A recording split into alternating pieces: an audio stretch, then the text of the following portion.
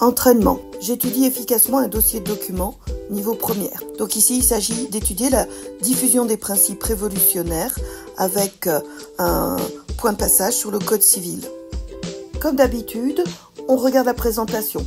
À partir de 1794, lorsqu'elles envahissent l'Europe, les armées françaises cherchent à y répandre les idées révolutionnaires. Dans les pays que Napoléon occupe, il fait placer des membres de sa famille ou des princes soumis qu'il charge d'y répandre à leur tour ces principes. Il attache une grande importance à la diffusion du Code civil de 1804 et du principe de l'égalité devant la loi.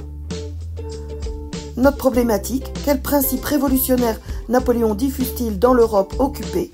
En effet, même si Napoléon installe un régime autoritaire, il est un continuateur de la Révolution. On analyse d'abord des documents sur la diffusion du Code civil en Europe.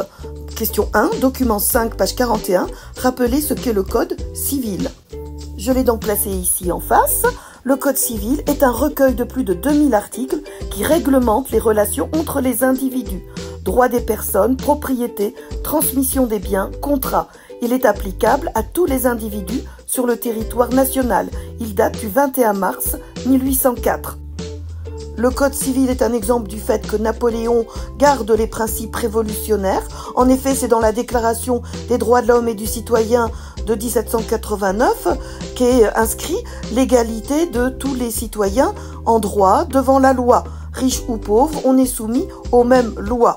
Par contre, le Code civil est particulièrement défavorable aux femmes qui, même si le mari doit protection à sa femme, la femme doit lui obéir.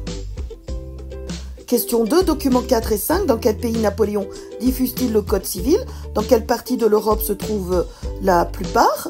Donc le Code civil est bien sûr appliqué dans les régions en bleu, c'est l'Empire français.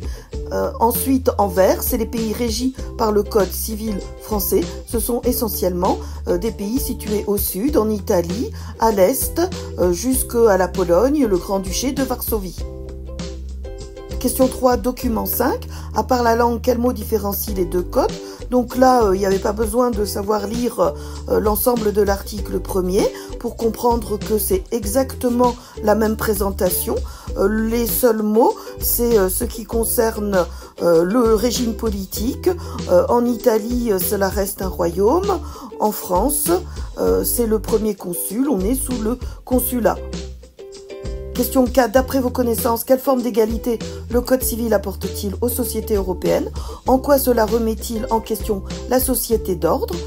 Donc là, cela concerne l'égalité en droit, affirmée dans la Déclaration des droits de l'homme et du citoyen. On va considérer ça comme une modernité, parce que c'est une rupture par rapport à l'ancien régime. Tous les hommes naissent libres et égaux en droit, et évidemment, ça remet en cause la société d'ordre, puisque dans cette société, les nobles l'étaient par la naissance. Quelle peut être la conséquence pour l'Europe de l'extension du Code civil français?